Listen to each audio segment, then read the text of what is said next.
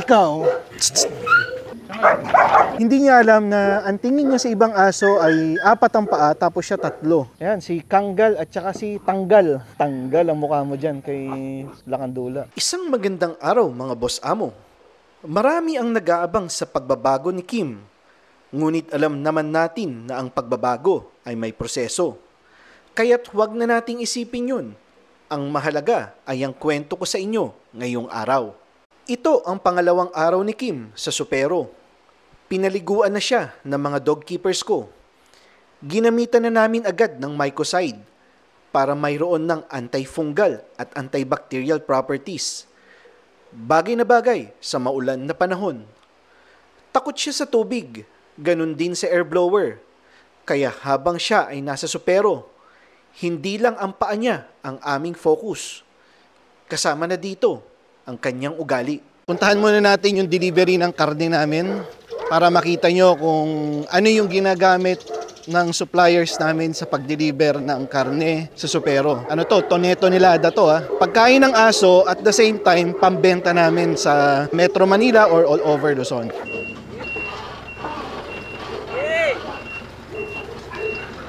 Sa mga naghahanap kay tala, oh, healthy. Queen tala, sobrang laking aso. Oh, oh, puka. O yan. O, tingnan nyo, gaano kalaking aso ko na yan. Kahit hindi madalas maligo, di ba? Kahit laging nasa lupa, semento, putik. O, yan. Ganda, di ba? Yan, si Kobe, Caucasian of Charka. Yan, ganun din. Actually, ang aso, di naman niya alam na pilay siya eh. Hindi niya alam na kailangan niya ng wheelchair. Hindi niya alam na ang tingin niya sa ibang aso ay 4 ang paa tapos siya 3. Hindi ganun. Ang alam niya, aso siya. Kaya tinayin, nakikita yun, nakikipaglaro kung kani-kanino. O yan, pangarap. Yan, hit na to ha. Hit na si Pangarap. Yan. Then ito si Senyora. Hindi ka, Senyora. Yan. Yan, Senyora. Si Senyora, anak ni Tala to. Okay? You good? Yung ibang aso nagre-relax na. Ito na si Super, nagre-relax. Oldies. As usual, ganyan lang ang buhay niyan. Tuwing umaga, tumatambay dito. Once a week na pinapakwalk. Yan ang buhay niya. Ikaw, bakit mo ako hinalikan, ha? Ay, bakit mo ako dinambuhan?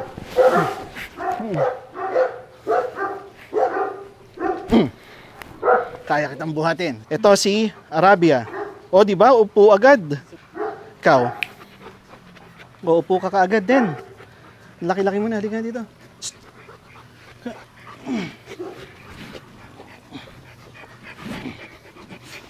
Ito si Turkey.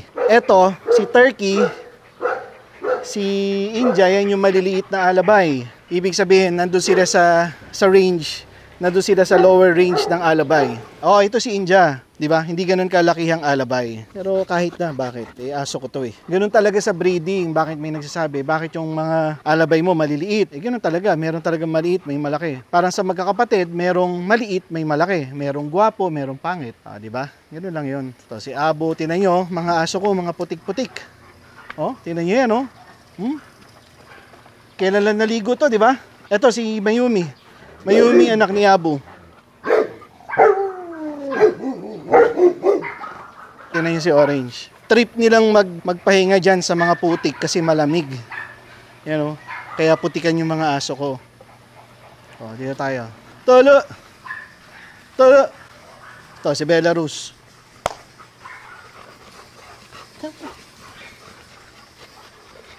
At nandito si Victoria. Ano na siya eh, binabantayan na niya si Lucas eh. Oh, ba't pila ito? Bakit daw? Ah, oo, hindi tayo nag-walk. Ayun, hindi. Oh, mga boss, ganito ang mangyayari sa aso na giant kapag hindi naka-walk. Yan oh. Pilay. Oo nga. Di ba rin, naka-walk ka na ngayon. Sige, maglakad-lakad ka. Oh, yan oh. Victoria, tala. Oh. Tanim pa yung damo dito. Kailan kayo nagtanim? Parang Sabado. O yan. Paramihin natin ha. Yan mo lang. Ano lang yung dominance lang yun. Ayaw lang niya lumapit siya dun sa dalawang lalaki. Diba? O, pag nirespect naman na yung space, okay na eh. Right? Michael, pakawalan niyo na yung Rottweiler. Papalakpak ako doon. Dapat pumunta sila. Ano, White? Pilay? Pilay si White? Dan ako.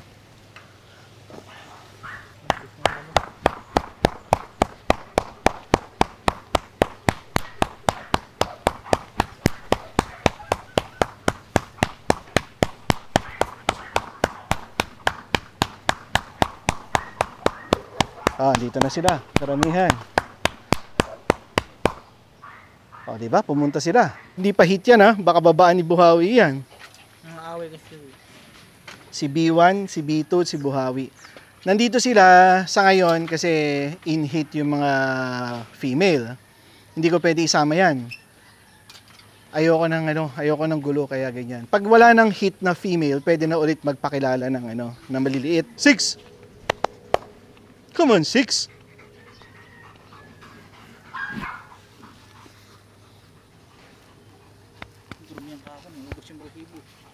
Maganda naman na, okay naman ang katawan. May kalaro ka ba? Maui. Ito si Bob Marley. Astigin din yan. Hindi nyo lang madalas makita kasi nakafocus kami sa Giants. Pero, maganda na katawan. Mataba na. Ganyan talagang quote niyan mga boss. Baka sabihin nyo, napabayaan. Ganyan talaga yan. Ang tawag dito ay dreadlocks or rasta dog ang tawag dito. Ganyan. Ganyan ang quote niya. Yan. Astig yan. Nandito lang yan. Pakalat-kalat. Ikaw kasi huwag kang nagsisimula ng gulo, Kobe. Ha?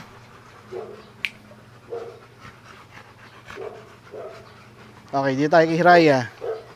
Ito si Hiraya. Si Hiraya, kamukha ni Lapu-Lapu. Pero si Lapu-Lapu, mas bulky siya, mas mahaba, mas malaki ang ulo. Ito kasi, female version.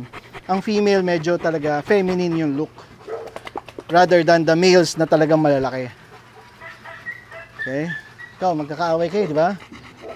Away! Yan, away! Away!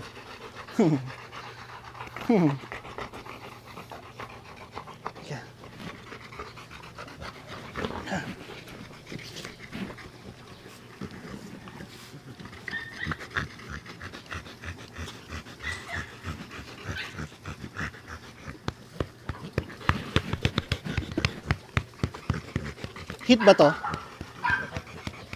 Hindi pa. Yung dulo, ang tulis no? Kala mo lang hindi makakabutas pero masakit Para siyang kutsilyo. Tingnan natin yung pangarap. Ay, pangarap. Pangarap. Tiga. Pangarap. Tiga. Tingnan natin yung pangil mo. Tulis din Ganda Supero yun. Unang-una. Si 6, ikaw. Tingnan ko pangil mo. Putol pangil nito Wala siyang pangil sa ayun, putol Ayun. Taas lang ngayon. Putol siya sa baba. Dinala namin si Kim sa open playground. Hindi siya sanay sa leash, kaya siya ay takot. Ngunit, pagkaalis ng leash, ay para siyang isang bata na dinala mo sa Star City. Yan ang gusto natin, yung masinagan siya ng araw at makapaglaro. Sinimulan namin ang training exercise kay Kim, alas 7 ng umaga. Saktong maganda ang sikat ng araw. Basa ang lupa, ngunit may sikat ang araw. At dahil ito din ang oras ng packwalks, ang unang aso na binati niya ay si Dilim. Balanseng aso si Dilim at ganun din si Kim. Sa body language na pinakita ni Kim, nangingibabaw ang kanyang pagiging submissive. Balanseng submissive na aso, si Kim.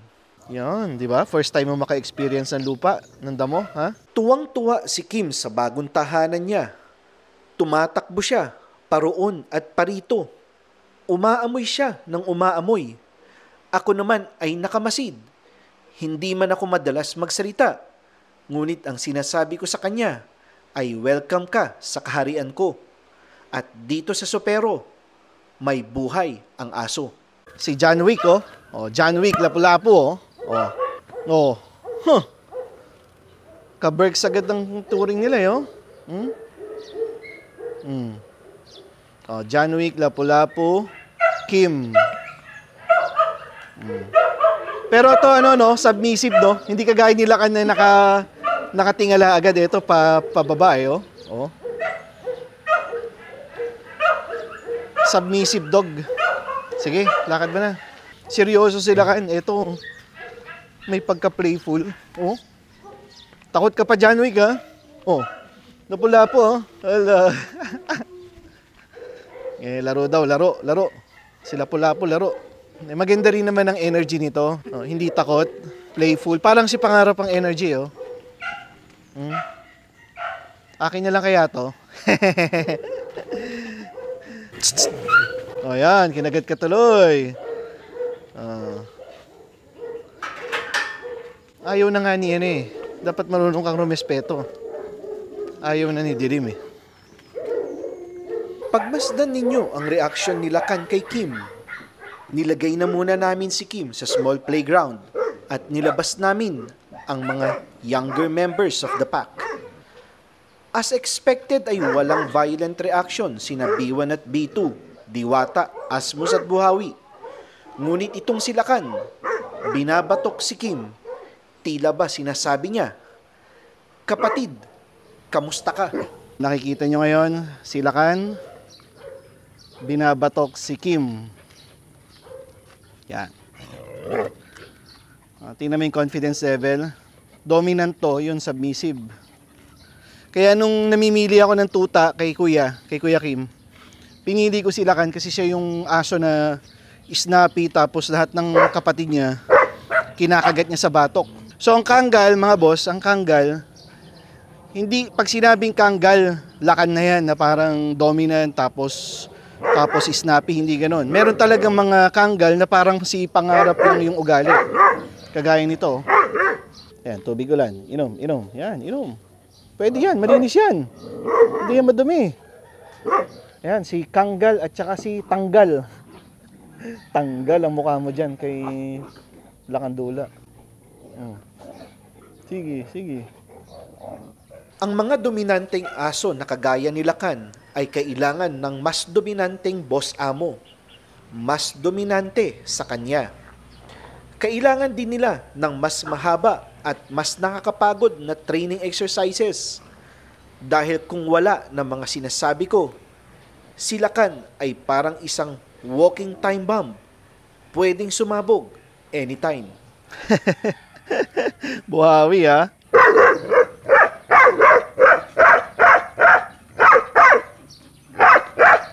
Ganda talaga, oh. Pagkalipas nga ng ilang minuto ay pinakawalan ko na si Kim. Magaan ang pagtanggap ng ibang miyembro ng pack. Tila ba matagal na silang magkakakilala. At ang dating nambabatok na silakan ay napalitan ng isang samahan na nanggaling sa iisang ina. Mag-utol ang turingan nila sa isa't isa. At itong si Kim ay hindi alintana ang kanyang diferensya sa paa. Ngunit kapansin-pansin din na ginagaya niya ang behavior ng pack. Gaya ng pag-inom ni Lakan sa tubig ulan. Sigurado ako na unang beses pa lang niya itong gagawin. Ngunit dahil sa uminom si Lakan, ay uminom din siya. At dahil masaya ang pack ng Sopero, sigurado ako na darating ang panahon na mas sasaya pa si Kim. Ito na yung magkapatid, si Lakan at si Kim. Kung hindi lang flatfoot yung isa, mahirap malaman kung sino si Lakan at sino si Kim. Sa height, pareho din, no? Pareho ng size pag hindi flatfoot. Okay, so nandito na, nakabirad na siya sa araw. By the way, yung sikat ng araw, kaya lagi kong pinopoint out na ibilad nyo yung mga aso nyo ay kahit na gaano nga kaganda yung calcium, no? Kahit nagsusupplement kayo ng calcium sa pagkain ng aso nyo, kailangan kasi ng vitamin D na galing sa araw para ma-absorb ng buto yung calcium na pinapakain nyo dun sa aso nyo. Yan. Away agad, oh. Talo mo kay Lakandula. Dominante yan eh.